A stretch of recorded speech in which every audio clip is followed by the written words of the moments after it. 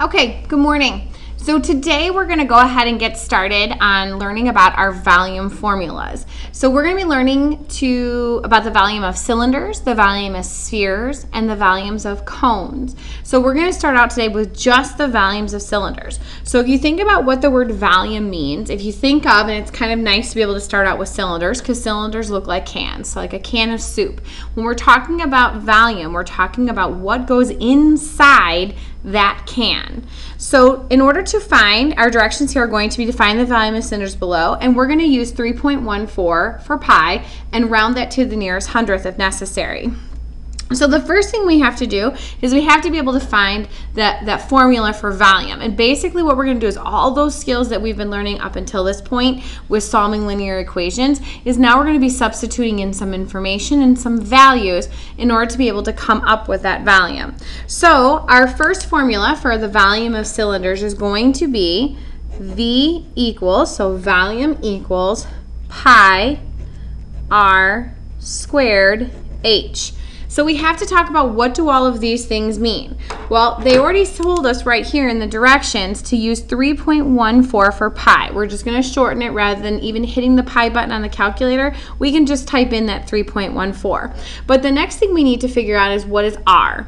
Well, if you look at a cylinder, you can notice, or if you think about a soup can or a can of pop, you notice that on the top it forms a circle. So when we're talking about r, what we're referring to is r is the radius. Okay? And then we have that h, which in most formulas, and including this one, h is the height. So if we go and we look at problem number 1 in order to be able to figure out the volume of that cylinder, the very first thing I always must do is I should always write down that formula. Volume equals pi r squared h. So we've talked about when we did coefficients that we said that when we had numbers that were next to letters, we knew that that meant they were multiplying. So when we write something like this, the volume equals, it's saying take pi times the radius squared times the height. So remember when all of those are together, that actually means multiplication. So we have our formula written. So now we're going to go ahead and we're going to plug in the information that we know. So we're trying to find our volume. We know that we were told that already in our directions that for pi we're going to use 3.14. Now this is where you have the choice. You can do the little dot to mean multiplication, or what I prefer is to use parentheses. So then we have to look for my radius. So if you remember what you know about a radius is that measurement across a circle and cut in half. So if we thought about this as being a circle, so if I even just drew a circle down here, okay, it's saying here, if this is like the top view looking at my can, that from the center of my can out to the edge of my can, it measures 2 centimeters. So we know that all the way across would actually measure 4 centimeters, and that's the diameter. So in this particular case, it's what you're looking on that circle if you're looking at the top of a cylinder. So my radius is 2, so it's going to be 2 squared times my height. Well, that's how tall that can is, and in this particular case, my can is 4 centimeters high. So I start out with that. So now what I need to do is I need to go ahead and solve what I know what I have to do first, and that's where we use our PEMDAS rules. Our parentheses are exponents, multiplying, dividing, and then adding and subtracting. So right away, I see that I do have some parentheses, but specifically with inside those parentheses, I see that I have an exponent. So now I have 3.14 times 2 squared means to take 2 and multiply it by itself. So 2 times 2 is 4 times 4.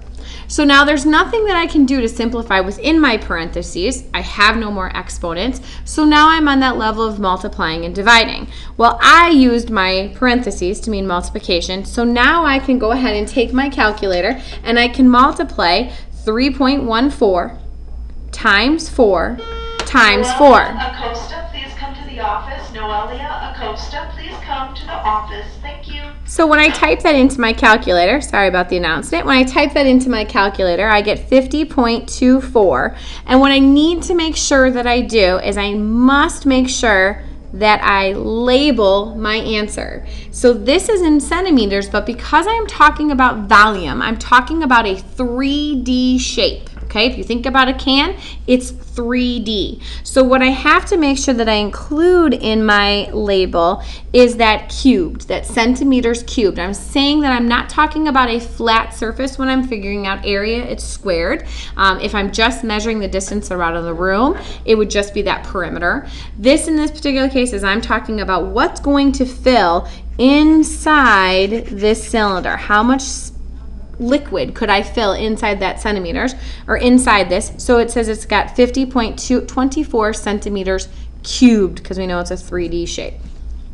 All right, let's move on to problem number 2. Let's try this one out. You know what? Let's go to problem number 3. Changing my mind. Let's see if I can get this to move where I want it. There we go. All right, so here's problem number 3. So just like we did before with problem number 2, the very first thing I want to do is I want to make sure that I write down my volume formula so I have it. So my volume formula is V equals pi r squared h.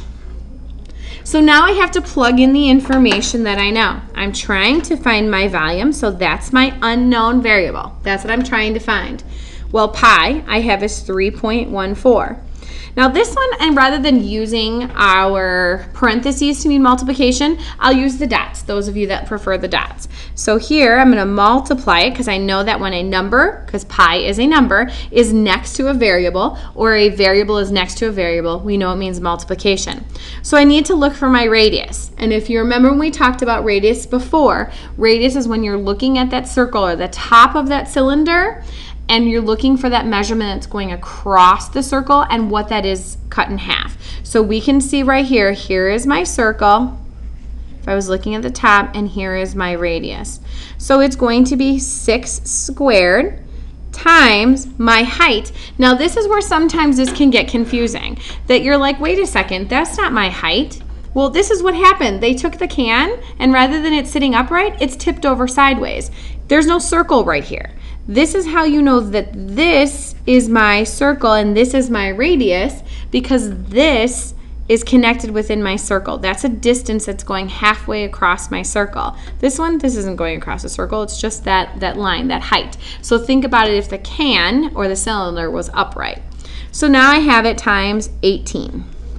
So again, order of operations, we have to do that first. So based on the order of operations, you can see that I have to do my exponents first. So volume equals 3.14 times, well, 6 squared is the same as saying 6 times 6, which is 36, times 18. So now I have no parentheses, no more exponents. I'm on my multiplying, so I can literally just multiply straight across.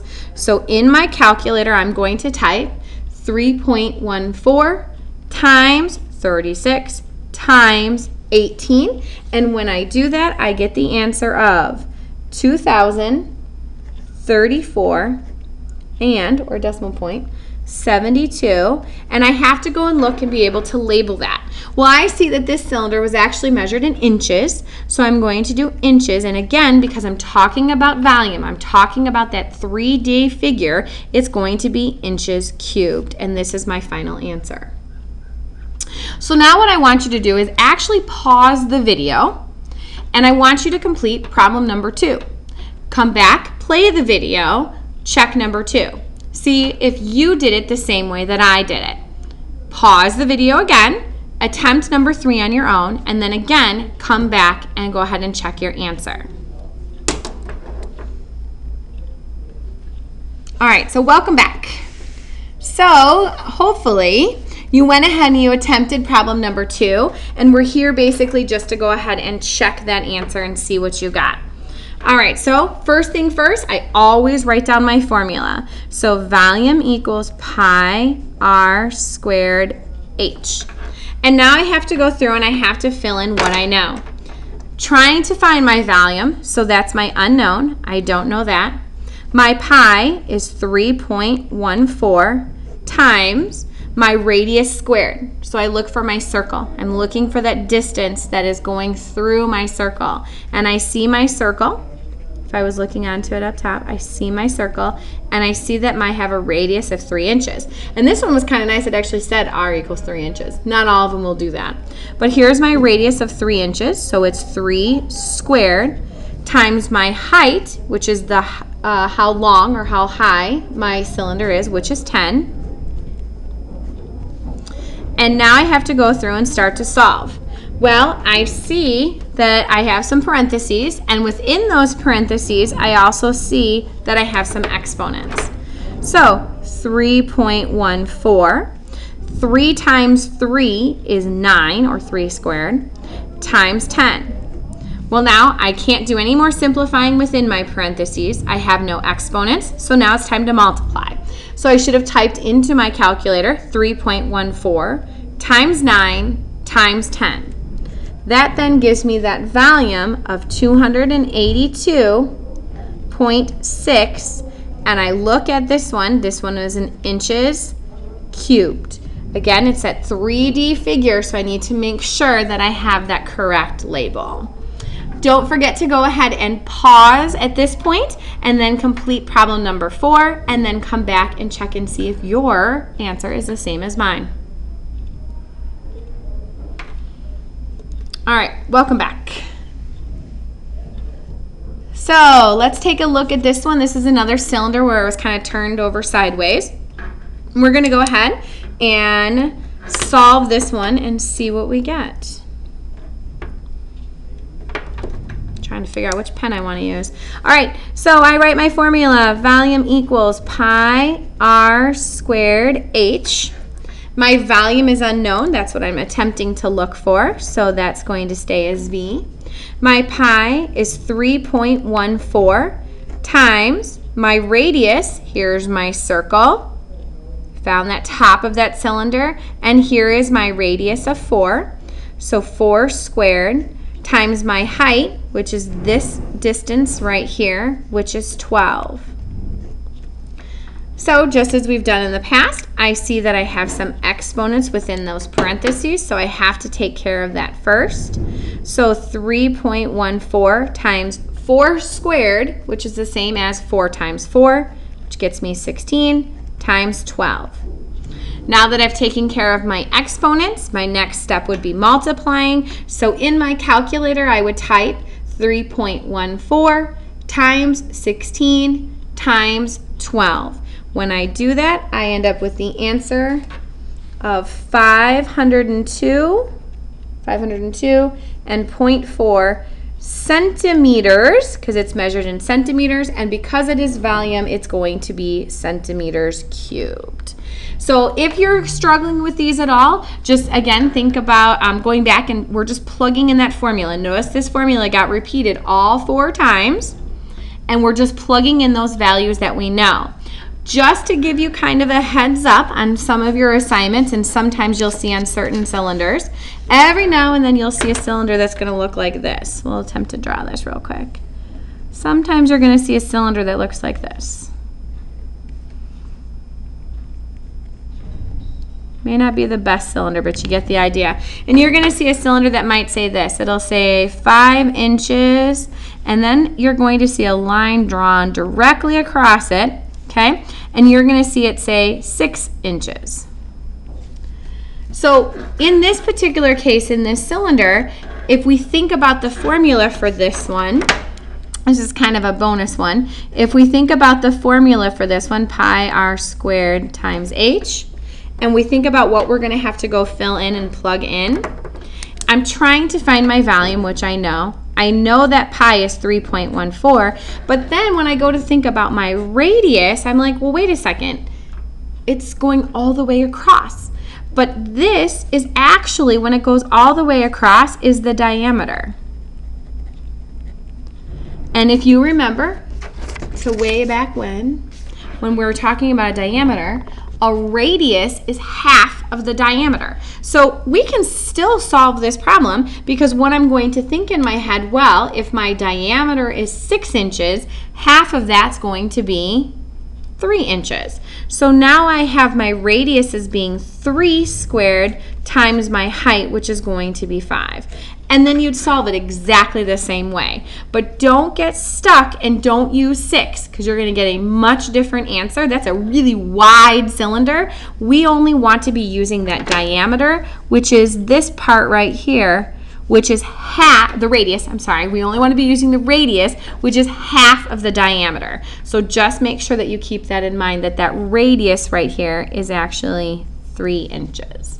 Okay, so now what you're going to do is you'll go ahead and turn off the video. You will bring your notes up to the substitute teacher, and the sub will check it to make sure that you have everything filled out. The sub's going to give you a sheet that has 4 problems that have different various sizes of cylinders. You'll complete those 4 problems, or depending on time, the sub may have you do less. You will then complete those problems, get them checked by the sub, and as soon as you get them all correct, then the sub will give you your homework to work on. Thanks so much, and I'll see you guys on Monday.